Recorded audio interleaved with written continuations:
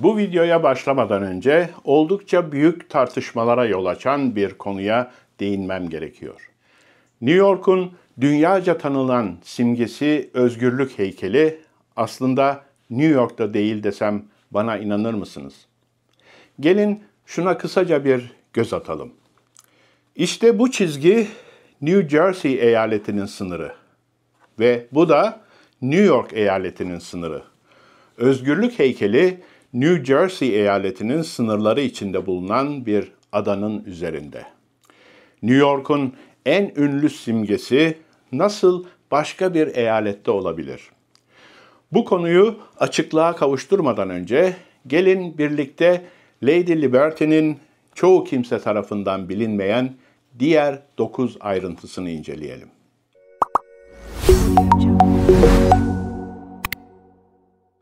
Özgürlük anıtı Eyfel Kulesi, Mısır piramitleri gibi dünyanın en ünlü ve en tanınmış anıtlarından biridir.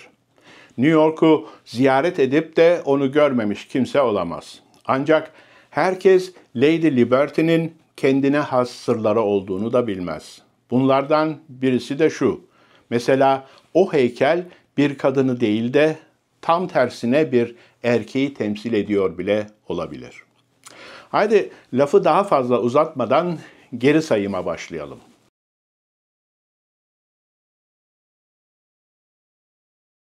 Bunu hayal etmek gerçekten zor. Ancak heykel aslında 17 Haziran 1885'te Fransa'dan 300'den fazla bakır parça olarak demonte halde ABD'ye geldi. Bu değerli kargo 214 sandık içinde Isère adlı Fransız gemisinde taşınıyordu. Ancak meşaleyi tutan ikonik kol aralarında yoktu. Meşale, heykelin kaidesinin inşasına sponsor bulmak için ve para toplanmasına yardımcı olmak amacıyla 6 yıldır Madison Square Park'ta duruyordu. Heykeli taşıyan gemi ABD'ye ulaştığında 200 bin kişi heykeli karşılamaya geldi. Resmi ithaf töreni 28 Ekim 1886'da Başkan Grover Cleveland'ın başkanlığında gerçekleşti.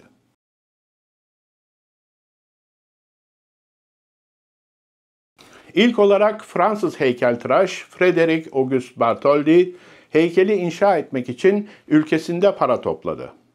Aslında Fransız hükümeti tarafından desteklenmemişti. Heykel bittiğinde heykeltıraş heykeli ABD'ye ancak tek bir şartla hediye etmeyi teklif etti. Heykel için bir kaide inşa edeceklerdi.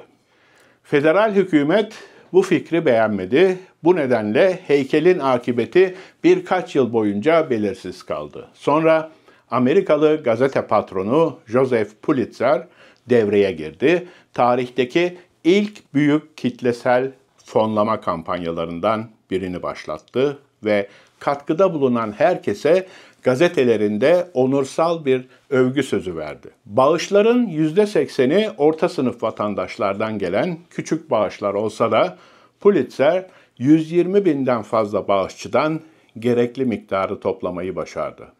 Bu arada halen heykelin içindeki bronz plakette bulunan ünlü The New Colossus şiiri de bağış toplama kampanyasının bir parçasıydı.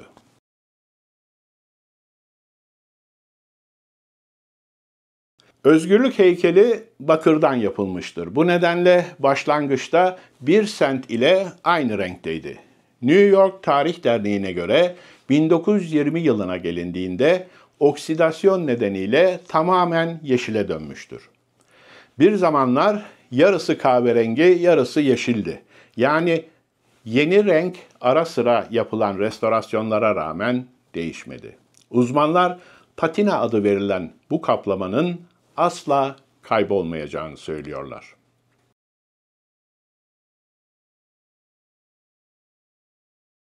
Heykelin başlangıçta New York limanına giden gemiler için bir deniz feneri görevi görmesi planlanmıştı. Ve ABD'ye geldikten 2 yıl sonra gerçekten de öyle oldu. Heykelin meşalesi 16 yıl boyunca bir fener görevi gördü. Ancak yeterince parlak değildi ve bunu düzeltmek için fikirleri tükenen Bartholdi, daha parlak hale getirmek için tüm heykeli altınla kaplamayı teklif etti. Kongre bu fikre karşı çıkarak hayır dedi çünkü çok pahalıya mal olacaktı.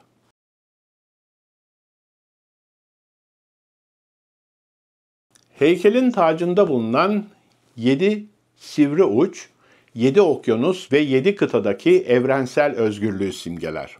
7 rakamına daha az belirgin bir bağlantı ise başındaki pencere sayısıdır. 25 tane pencere vardır ve bu rakamı yatay olarak topladığınızda 2 artı 5 eşittir 7 eder. Meşalenin etrafında 16 yaprak var ve anıtın boyu 151 fittir. Bu her iki rakamın yatay toplamı da 7'dir. 1 artı 6 ve 1 artı 5 artı 1. Belli ki bu sayı heykelin yaratıcıları için muhakkak bir şeyler ifade ediyordu.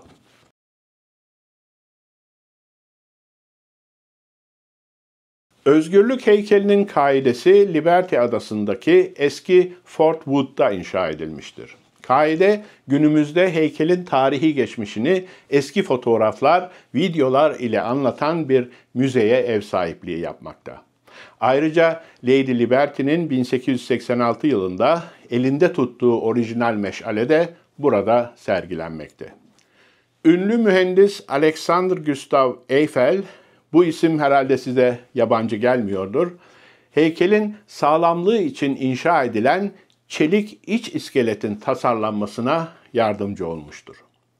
Heykel, bölgede oluşan yıllık yaklaşık 600 yıldırıma dayanacak kadar güçlüdür. Şiddetli fırtınalarda heykel yaklaşık 7,5-8 santimetre, meşale ise yaklaşık 10-12 santimetre kadar sallanabilmekte. 354 basamakla çıkılan Özgürlük Abidesi'nin taç kısmı ziyaretçilere açık olmakla beraber meşale ziyarete kapalıdır. Heykeli ziyaret etmekten bahsetmişken hiç oraya gittiniz mi? Ben gittim ve o 300 küsur basamağı tırmanarak kafasının içine kadar çıktım ve aşırı derecede akrofobim yani yükseklik korkum olmasına rağmen o pencerelerden dışarı baktım. Aynı yükseklik korkusu nedeniyle İstanbul'daki Galata Kulesi'nin balkonuna çıkamamıştım. Sizin tırmandığınız bir ikonik anıt var mı? Anılarınızı ve izlenimlerinizi aşağıdaki yorum bölümünde paylaşın.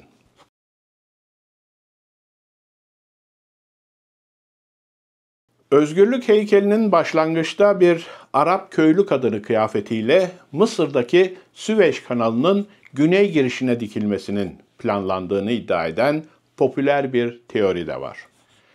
Dönemin Mısır hükümdarının buna maddi gücü yetmediği için Bartholdi heykeli yeniden tasarlamış, ona farklı bir elbise ve yeni bir isim vermiş ve Amerikan devriminin yıl dönümünü kutlamak üzere Amerikan halkına hediye olarak göndermiştir. Peki bunun masonlarla ne ilgisi var? Bartholdi'nin kendisi de bir masondu. Fransız Büyük Şark Tapınağı Locası'nın üyesiydi. Dolayısıyla Mısır'a olan ilgisi de buradan geliyordu. Heykeli oraya Doğu'nun yol göstericiliğini sembolize etmek için koymak istediği söyleniyor. Lady Liberty'nin elinde tuttuğu meşale, Masonik kültürde aydınlanma meşalesi ya da aklın alevli meşalesi olarak önemli bir semboldür. Masonlar 1884'teki temel atma töreninde de yer almış ve Büyük Üstad William Brodie, loca üyelerinin eşliğinde törene başkanlık etmiştir.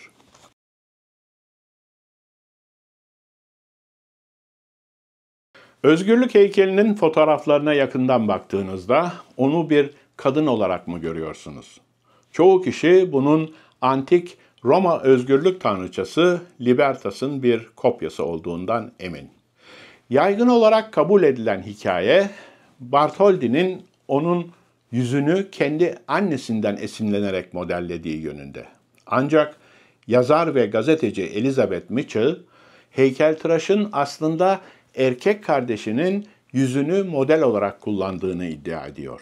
Yazar, Bartholdi'nin ailesinin fotoğraflarını incelerken annesinin farklı bir kaş şekli, daha ince burun ve dudakları ve daha küçük bir ağzı olduğunu fark etti. Ardından heykeltıraşın yetişkinlik yıllarındaki erkek kardeşiyle heykel arasındaki çarpıcı benzerliğe dikkat çekti. Bartholdi'nin kardeşi akıl sağlığı nedeniyle yıllarını hastanede geçirmiş ve Frederick saatlerce onu izlemiş. Bu da onun yüzünü en ince ayrıntısına kadar yeniden yaratmasına yardımcı olmuş olabilir. Bir başka teoride Fransız yazar Nathalie Salmon tarafından ortaya atılmış ve Lady Liberty'nin atası Sarah Salmon'dan esinlenildiği iddia edilmiştir. Ona göre Bartholdi, Sarah'nın yüz hatlarını özellikle güzel bulmuştur.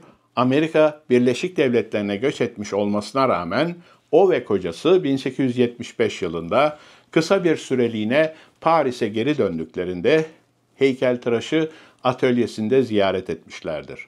Bu fırsatı Sarah'yı çizmek için kullanmış ve daha sonra bu çizimleri model olarak kullanmış olabilir.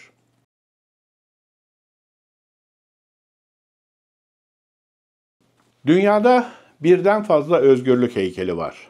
Plastik veya alçıdan yapılmış hediyelik eşya versiyonlarından ya da Las Vegas bulvarındakinden bahsetmiyorum. Büyük kardeşinin orijinal kopyası olan ve Bartholdi'nin 1900 yılındaki Dünya Fuarı için Lüksemburg Müzesi'ne vermesinden sonra 1906'dan beri orada bulunan daha küçük bir özgürlük heykelini Paris'teki Jardin du Luxembourg'da bulabilirsiniz. İkonik anıtın bir başka versiyonu ise 1889 yılında Fransız devriminin 100. yıl dönümünü kutlamak üzere Sen Nehri üzerindeki bir adaya dikilmiştir. Üzerinde iki ulusun dostluğunu ve devrimin önemini sembolize eden iki tarih bulunmaktadır.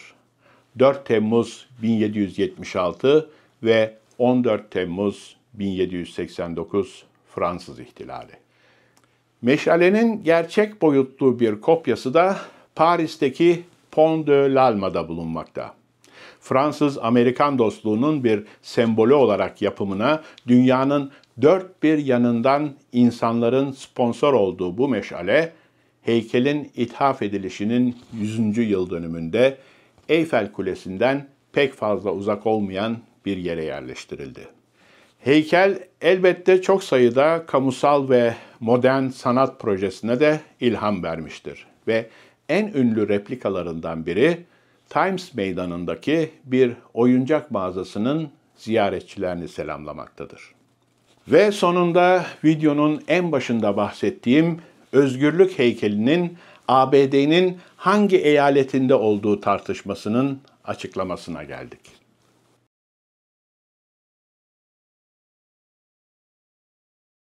Evet, ilginç bir soru ama cevabı daha da ilginç olacak. Özgürlük heykeli New York'ta mı yoksa New Jersey'de mi? Coğrafi olarak konuşursak elbette New Jersey'de. Ama bilindiği gibi her iki eyalet de bu konuda kavga ediyordu. Ta ki yüksek mahkemenin müdahale etmek zorunda kaldığı noktaya kadar. Ve sonunda Salomon tarzı bir çözüm bulundu. Heykelin üzerinde bulunduğu adanın egemenliği ikiye bölündü. Ama komik olan nasıl bölündüğü. Su seviyesinin üstünde kalan yüzey New York eyaletinin yetki alanına giriyor. Su seviyesinin altında kalan ise New Jersey eyaletinin yetki alanına giriyor. Bu da özgürlük heykelinin üzerinde bulunduğu adacığın sınırının günde 2 kez suların alçalıp yükselmesine neden olan Medcezir'e göre değiştiği anlamına gelmesine ne dersiniz? Eğer bugün yeni bir şey öğrenmenize aracı olabildiysek ne mutlu bize. Şayet videomuz hoşunuza gittiyse kanalımıza abone olmayı, beğen tuşuna tıklamayı, iletişim ayarlarını açmayı ve arkadaşlarınızla paylaşmayı ihmal etmeyin. Bir sonraki videoda buluşmak dileğiyle tarihin aydınlık tarafında kalın, hoşça kalın.